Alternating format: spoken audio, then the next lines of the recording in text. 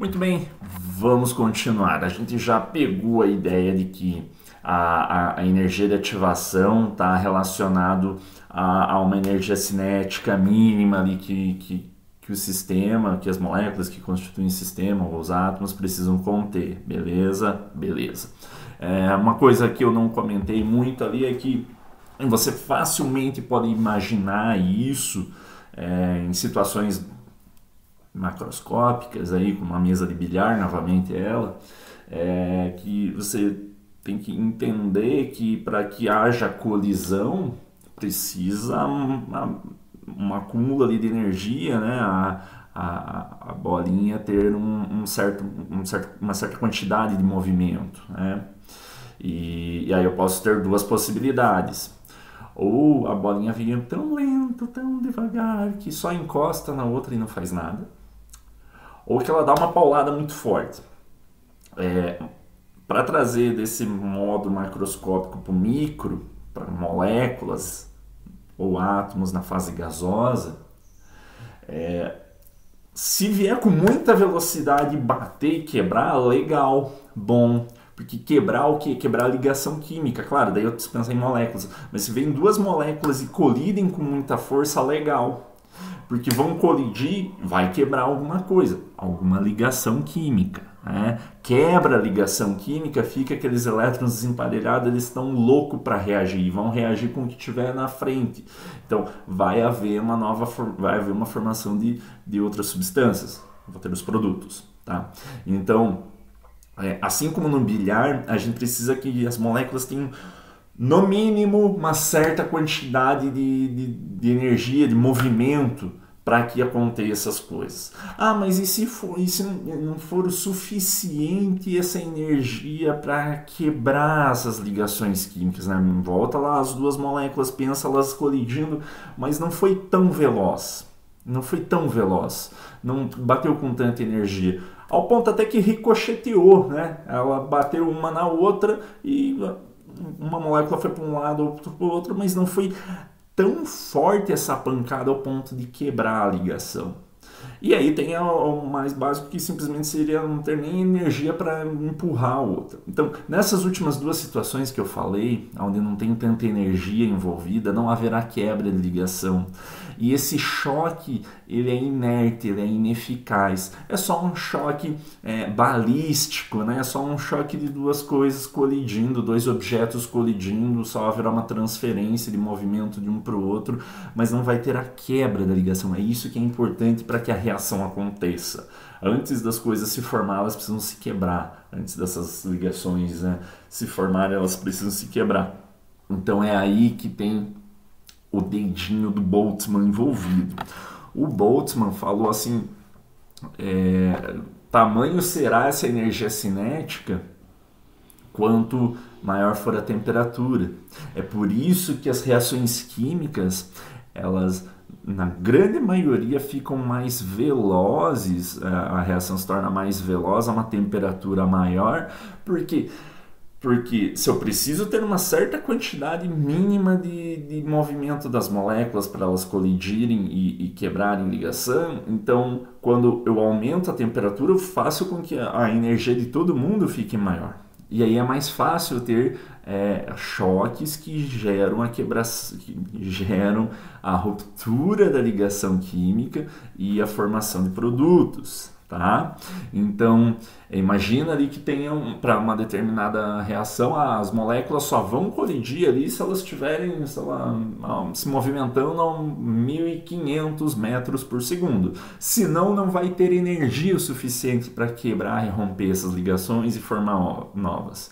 Então, é como se existisse um limite que só depois que fosse ultrapassado esse limite de velocidade é que as coisas acontecem, tá? Então dá para ver isso. Olha que legal, aqui vou voltar até para aquela animação ali que nós estávamos vendo anteriormente. Agora eu só vou ocupar aqui. Pronto, eu só vou colocar umas moléculas aqui, vou colocar as mais lentinhas e nota, aqui embaixo está o que? A energia cinética o somatório e a divisão, uma energia cinética média dessas partículas, tá? Então vamos colocar ali uma certa quantidade vou colocar bastante dessa vez, de bolinhas roxas. Ó, coloquei elas ali e elas estão colidindo com todo mundo, né? É uma pena que eu não consigo aumentar o zoom, porque assim, ó, olhe só aqui para baixo. Aqui você já sabe o que acontece, né? Tá todo mundo colidindo, todo mundo batendo de maneira caótica, mas olha só aqui para baixo. Olha que interessante, olha que importante. Eu já falei no outro vídeo o que era isso, né? O que é isso? Ó, quantidade de partículas na ordenada e energia cinética na abscissa, né?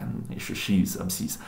Energia cinética e na ordenada número de partículas. Então notem que aqui nesse gráfico, isso é a coisa mais importante, tá? Agora, essa coisa é muito importante porque aonde você vê essas barrinhas é a contabilidade do número de partículas que tem certa energia cinética. Então, aqui, ó, menor energia cinética e vai aumentando, né? Porque o gráfico começa no zero aqui na origem, depois vai aumentando para a direita e vai aumentando para cima.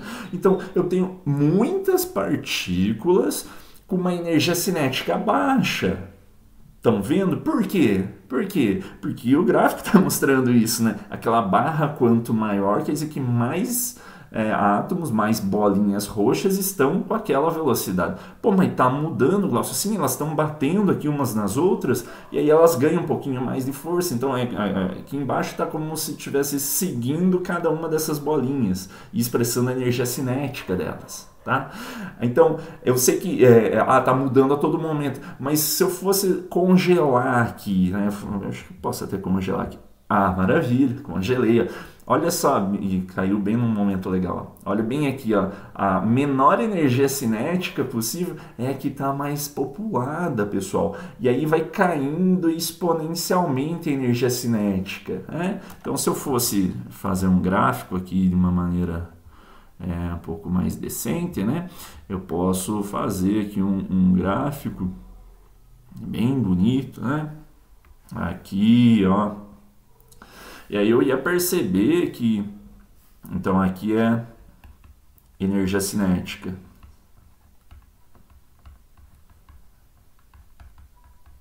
Opa, isso tá pior. Tá, energia cinética. Então, sei lá, aqui eu posso imaginar vários segmentinhos aqui expressando a quantidade, e você percebeu ali que tem uma grande quantidade de partículas aqui, e aqui na ordenada é a quantidade, né, de partículas, quantidade. É uma grande quantidade de partículas com uma energia cinética pequena, daí eu vou colocar aqui em rosa uma outra, ficou feio pra caramba esse gráfico, eu sei. E aqui em azul uma energia cinética um pouquinho maior, e aqui em vermelho uma energia cinética um pouquinho maior, aqui em verde uma energia cinética um pouquinho maior, né? Estou indo à direita do gráfico, estou ficando com energia cinética cada vez um pouquinho maior, mas o que tem? Tem menos moléculas nesses últimos patamares. Então, se eu fosse interpolar um gráfico, eu teria esse padrão, né? Um decaimento exponencial e assintótico.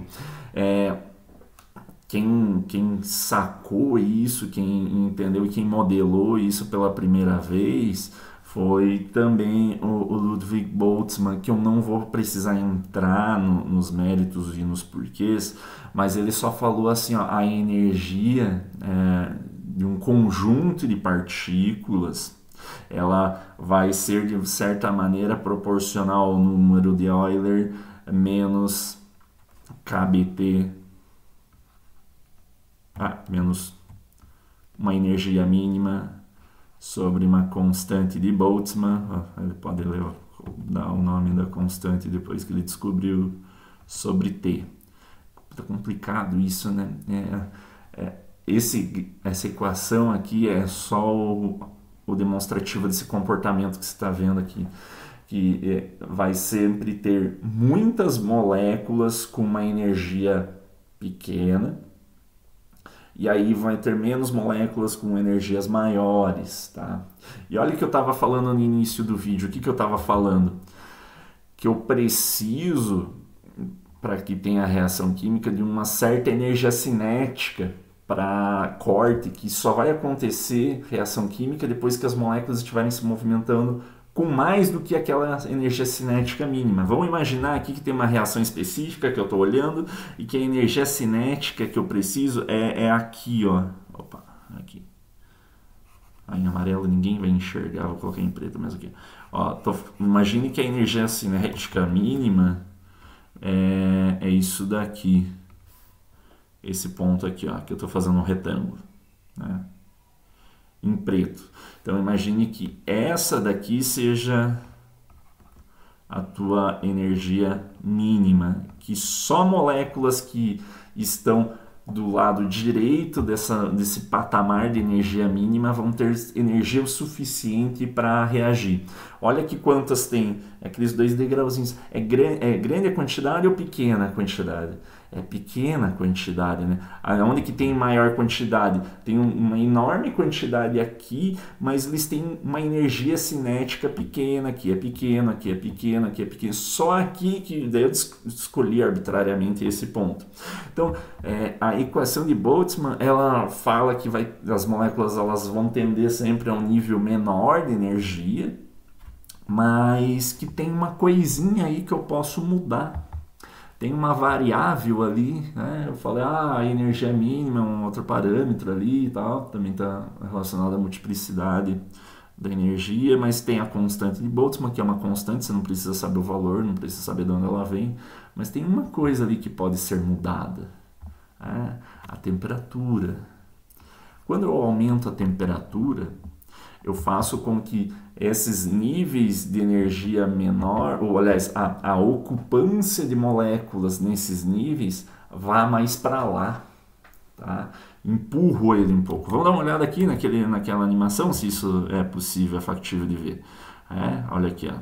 Vamos voltar. Então, tá ali o grande patamar de energia, o maior patamar são moléculas que têm energia pequena, né? O gráfico é igual mais ou menos ao que eu desenhei, é parecido com o que eu desenhei. Vamos tirar as moléculas ou átomos ou bolinhas azuis desse maior degrau ali de energia cinética pequena e colocar elas mais à direita. Como que eu faço isso? Aquecendo. Então vou aquecer pra caramba isso, ó. Tá ali em cima marcando, né, 300, 400 Kelvin. E eu aumentei aqui só para 1000 Kelvin, vamos colocar, vamos ver se aguenta 1000 Kelvin, isso. Beleza. 928, eu tô com medo que a caixa exploda, né? Isso pode acontecer aqui nessa animação, mas ó. Então, ó, aumentei a temperatura, aumentei o movimento ali, tá todo mundo batendo com uma energia maior. Olha o que aconteceu aqui. Ué, lembra que antes sempre tinham ali em menores energias cinéticas uma grande quantidade? Agora será que diminuiu? A quantidade de moléculas ou de átomos ou de bolinhas é o mesmo, tá? O sistema é fechado. O sistema é fechado, então o número de partículas é o mesmo. Só que olha, diminuiu a energia. Não necessariamente. Você aumentou a quantidade de moléculas que estão com maior energia. Você achatou a curva lá mais perto da origem e com isso deixou até mais uniforme. Ou seja, agora na média, mais moléculas, mais bolinhas azuis têm uma energia maior. Por quê? Porque antes, quando... vou fazer agora o inverso aqui para exagerar bastante. Vamos congelar isso. Você vai ver, olhando lá para o gráfico ao lado, note que está começando a aumentar essa região onde a energia cinética das partículas é menor. Olha só, próximo de 50 Kelvin. Em 0 Kelvin só vai ter um nível de energia. Estou bem gelado. Bem gelado quer dizer isso, ó, tá todo mundo bem lento, bem devagar. Então, aí quando eu olho para o gráfico, agora tá todo mundo tão devagar. Mas não, quando bate, às vezes não transfere um pouquinho, transfere um mínimo de energia, mas todas elas estão ali, ó, no menor nível de energia possível, no nível mais basal de energia. E aí, lembra lá do que eu tinha mostrado? Imagine que se eu fosse redesenhar esse gráfico, eu ia pegar todos esses degraus aqui e ia acumular tudo nesse primeiro ponto. Então, praticamente nenhuma dessas moléculas ou átomos iria estar para lá do patamar de energia mínima necessário para reagir. Por isso que quando eu baixo a temperatura, eu estou fazendo com que praticamente todas as moléculas, claro, tendendo a zero, tudo vai parar, mas todas essas bolinhas, agora todas essas partículas, estão com uma energia cinética muito menor, tá lá. Todas elas estão no mesmo lugar, né, no mesmo patamar de energia cinética, mas essa energia é muito baixa. E lembra lá que eu falei, para que tenha reação, geralmente precisa ter uma certa energia cinética, e isso geralmente é alto, é bem alto. Então, eu consigo fazer isso se eu aquecer, né? Então, por isso que quando eu aqueço uma amostra, eu faço com que o sistema ganhe mais movimento, todos os constituintes do sistema ganhem mais energia cinética, e ali em cima já está 100 Kelvin, e note que agora a distribuição de energia vai tendendo mais à direita, né? Vai sendo populado os níveis de energia cinética maiores. Vamos ver até onde vai aqui. Vamos ver se dá para ir até o infinito, creio eu, aqui, porque aqui é só uma animação, na prática não é bem verdade. Opa, estourou a minha caixa, né? Mas vamos voltar aqui. Agora eu perdi um pouco da matéria, né? Então, mas ó, a 2095 Kelvin não quer dizer que abaixou o movimento, mas sim que agora todas elas praticamente têm a mesma média de energia cinética, tá?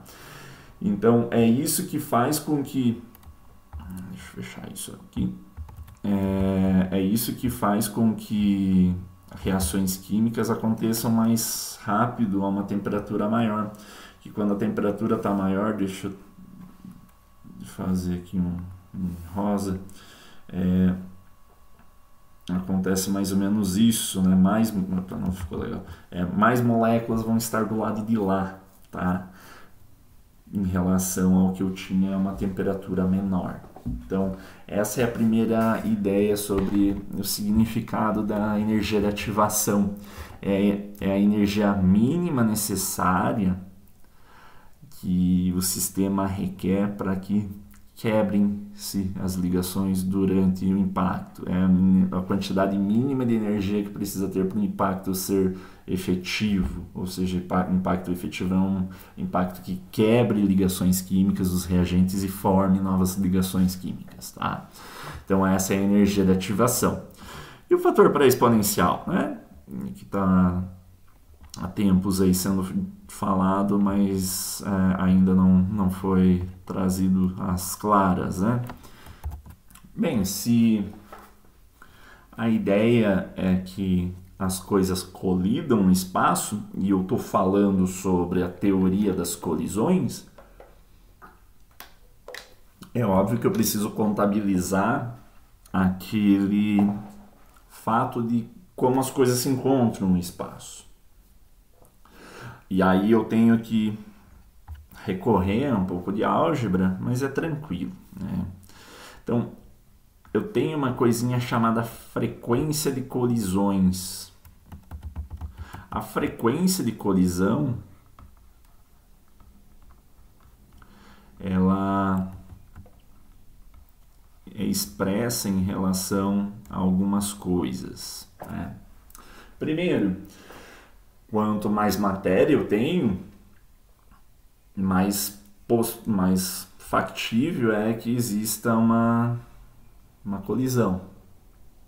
Então a frequência de colisão vai ser proporcional à quantidade de matéria do meu sistema, dos meus reagentes, né? É lógico.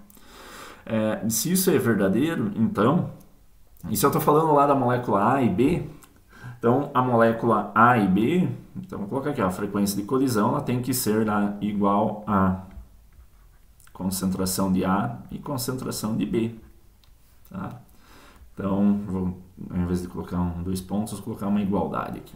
A frequência de colisão é igual a essas quantidades. Se eu tiver mais de um, mais de outro, mas se tiver muito dos dois, é óbvio que vai ser muito mais provável que eles colidam no espaço do que se eu tiver somente um átomo.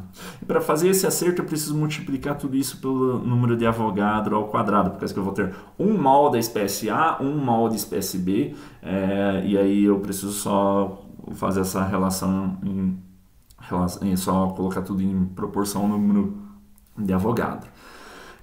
Tá, mas será que esses átomos ou essas moléculas A e B têm uma velocidade relativa boa? Porque a gente já viu que isso é importante. Então, essa velocidade, ela depende de uma coisa. Lembram lá quando eu tinha mostrado agora mesmo essa animação? Só que no momento do outro vídeo onde tinha as bolas azuis e vermelhas, então algumas moléculas são mais lerdas e outras são mais rápidas. Alguns átomos são mais rápidos do que outros por causa, principalmente, e agora falando a uma mesma temperatura, devido à massa deles. As coisas mais massivas se deslocam de uma maneira mais lenta. E tem como, também foi o Boltzmann que modelou isso. E aqui eu só vou colocar então uma relação que é denominada a velocidade média relativa. Essa velocidade média relativa, eu vou colocar aqui embaixo para vocês verem o que é. Ela é, então, a velocidade média relativa, ela é igual a raiz quadrada. Isso aqui é complicadinho, tá? Mas a gente não vai precisar entender muito bem isso.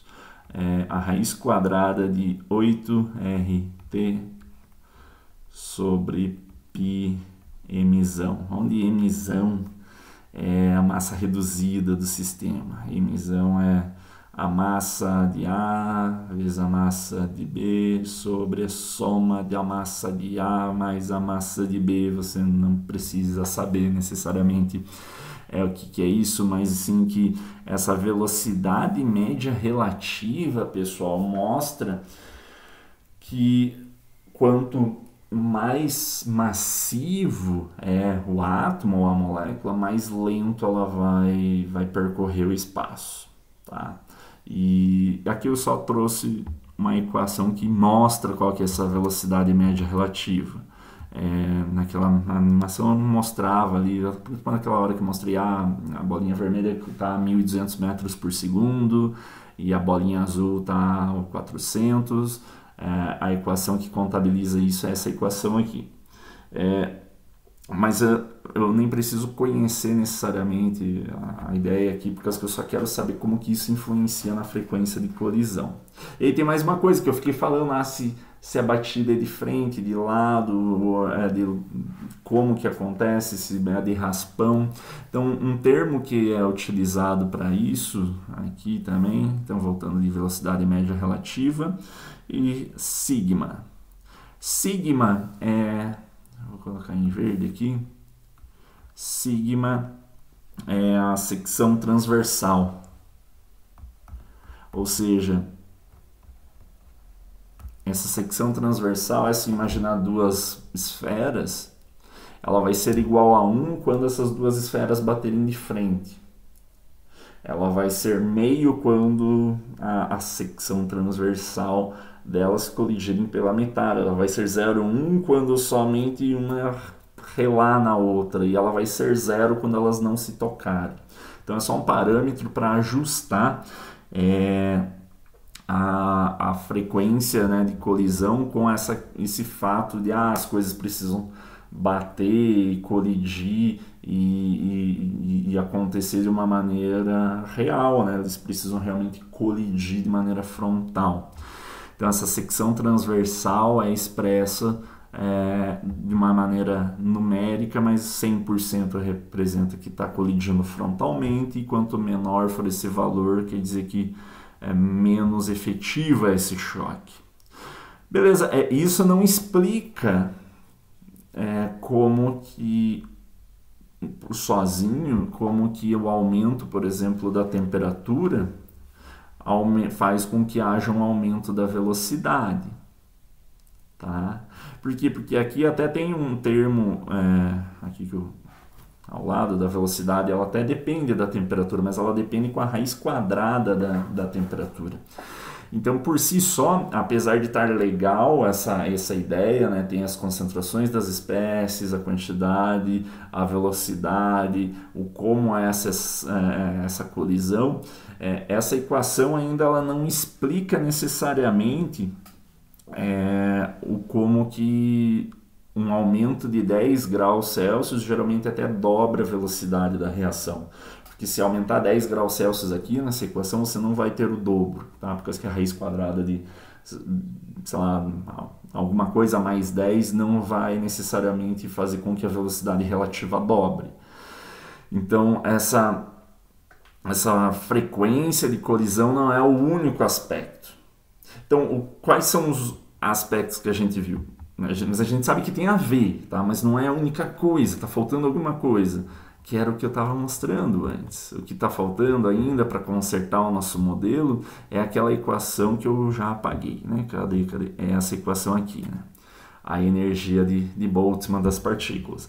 Então, a velocidade da reação, a velocidade média da reação, vou colocar aqui em cima, olha só, a velocidade da reação, porque não sei porque esse editor de texto deixa estranho, ela depende de duas coisas. O que a gente acabou de ver é a frequência das colisões. Então, essa frequência de colisão é igual aqui então ao quê? A sigma, a velocidade média relativa, a número de Avogadro ao quadrado, a concentração da espécie A e a concentração da espécie B. Considerando aquele exemplinho ali que eu falei, A e B, né? Gerando um produto AB. Então, se eu pegar a velocidade da reação, agora esse meu sigma tá feio, tá? Mas é o que tem. Então, eu pego essa parte aqui embaixo, que é a frequência de colisão, né? Ou a frequência colisional. Então, a frequência de colisão. E eu tenho que... E se eu ponderar isso se eu multiplicar isso daqui pela aquele parâmetro ali de Boltzmann, que é a energia, menos m sobre kBt, agora sim a velocidade da reação, ela vai depender, né? Ela tem uma relação com a temperatura que faz com que a gente modele muito bem aquele comportamento de Arrhenius, ou seja, agora sim nessa equação, porque que tem dois termos que dependem da temperatura, né? Que é a velocidade média relativa, eu não coloquei o que significa o outro aqui, né? Então, é a frequência de colisão e isso daqui é a energia mínima necessária, né? Que a gente já sabe que é igual à energia de ativação. Então, agora sim, se eu colocar a temperatura e, por exemplo, fazer experimentos onde eu aumente a temperatura em 10 graus, eu vou perceber que a velocidade da reação ali do lado esquerdo vai realmente dobrar, por causa que tanto aqui eu tenho um efeito compensatório da temperatura quanto aqui. Ali eu mostrei, quando eu aumentava a temperatura, mais moléculas iam para o lado de lá. O lado de lá é o lado onde a energia cinética ultrapassa a energia mínima necessária. Tá? Então, quando eu comparo isso com a equação que nós temos, né, da equação de Boltzmann, aliás, desculpe, da equação de Arrhenius, você vai perceber uma coisa legal, né, que... Claro, aqui eu coloquei velocidade da reação, mas eu posso... O que é a velocidade da reação, né? Só vou escrever aqui embaixo também. A velocidade de uma reação para a reação de primeira ordem entre as espécies A e B. A velocidade de reação, né? Esse V não é igual a constante de velocidade vezes os reagentes A e B. Né? Lembra? A gente sempre está fazendo isso. Então, se eu falo que a velocidade da reação é igual a esse Vzinho aqui, e esse Vzinho é igual a K sobre K vezes A vezes B, eu posso simplesmente igualar essas equações. E deixa eu pegar uma folha nova aqui para ficar bem bonito. Então eu tenho isso daqui, ó, a constante vezes A vezes B é igual tudo aquilo, né? Frequência de colisão, que é o meu sigma, vezes a velocidade média relativa, vezes a concentração de A, de B, vezes tudo isso, a energia mínima ali, exponencial da energia mínima sobre kBt. Note que se eu pegar esse AB aqui do lado esquerdo e passar para cá, para o lado direito, eu vou dividir, né? E aí eu vou poder cancelar esse A e esse B com esse A e esse B aqui, você pode fazer isso. Então eu vou ter a constante de velocidade dessa reação igual a sigma, velocidade relativa, o A e o B se foram... tava faltando uma coisa, né? O número de Avogadro ao quadrado aqui. Tava faltando isso. Daí sim, aquilo que estava faltando, o número de Avogadro ao quadrado, vezes a energia mínima sobre kBt. Agora, olha para essa equação aqui, né, que eu acabei de escrever, e pega a equação de Arrhenius lá naquela forma, quando eu pego não o ln de k, mas passo o ln como exponencial, né? A equação de Arrhenius não é isso daqui, k, a exponencial e a sobre rt. Notou a semelhança? Só o meu EA ficou meio feinho aqui. Notou a semelhança? Como assim, né, Glaucio Regis? Que semelhança? A semelhança dessas equações, ó. Essa primeira equação aqui, que agora eu vou colocar aqui em cima, é a equação que a gente foi derivando da teoria das colisões. E essa aqui é a equação de Arrhenius, uma equação empírica que ele viu, tá? Ele aferiu isso.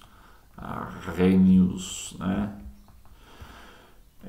O que é o parâmetro pré-exponencial? O parâmetro pré-exponencial é uma coisa que existe lá na equação de Arrhenius. Esse A é o que vem antes do expoente, né? Então, por isso, fator pré-exponencial. Olha na equação de cima aqui, que corresponde àquilo que vem antes do valor da energia ali. Isso daqui. Olha o que é o parâmetro exponencial. O EA sobre RT. E mínimo sobre kBt, na verdade kB dividido pelo número de Avogadro é igual a R, tá? kB dividido pelo número de Avogadro é igual a R, tá? Então o kB e o R são intercambiáveis entre si, tá? Então olha que coisa legal. Mas a energia, o que eu quero dizer aqui é a energia mínima é igual à energia de ativação, e esse fator pré-exponencial da equação de Arrhenius nada mais é do que todos os aspectos de como que tem que ser a colisão, o que é a secção transversal, a velocidade média relativa e a quantidade de espécies no meio. Então, é aqui que a teoria das colisões expressa como que deve ser, como que isso é visto à luz de um modelo simples, como que a equação de Arrhenius explica partículas colidindo no espaço, tá? E essa é a coisa mais importante, né?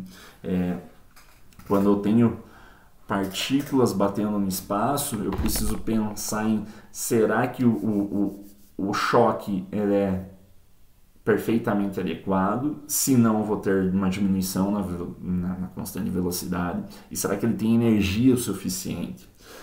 Então, essas duas coisas são contabilizadas pelo fator pré-exponencial, ou seja, a frequência de colisão, e a energia média, a energia cinética mínima é o meu valor de energia de ativação, tá?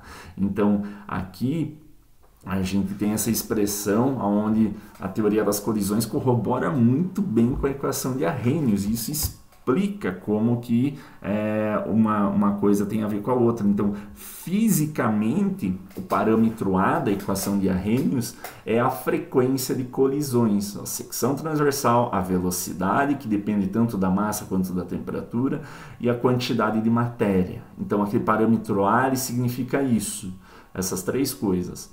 A frequência de colisão é exatamente a secção transversal, a velocidade e a quantidade de amostra, a quantidade de matéria, o número de Avogadro. E a energia de ativação, ela significa necessariamente a energia cinética mínima necessária para que a reação se processe, se propague, ou seja, a energia mínima para quebrar uma ligação. Então, finalmente, a gente chegou ao que é o parâmetro pré-exponencial e o parâmetro exponencial, ou seja, o A e o EA, tá bom? Então, é essa a explicação do que significa fisicamente esses dois parâmetros lá da equação de Arrhenius, perfeito? Vamos ver quanto tempo nós temos aqui, 36 minutos, essa aula ficou longa. Eu ainda teria que falar sobre o mecanismo Michaelis-Menten, mas eu vou, acho que, deixar isso para a semana que vem, tá? Para ter uns comentários sobre isso. E por hoje eu só queria mesmo mostrar essa teoria das colisões e como que essa teoria das colisões explica o significado dos parâmetros da equação de Arrhenius, tá? Em breve eu tô terminando a lista de exercícios, aí eu passo para vocês, assim a gente pode dar sequência ali ao nosso cronograma. Beleza, pessoal? Se cuidem e até mais.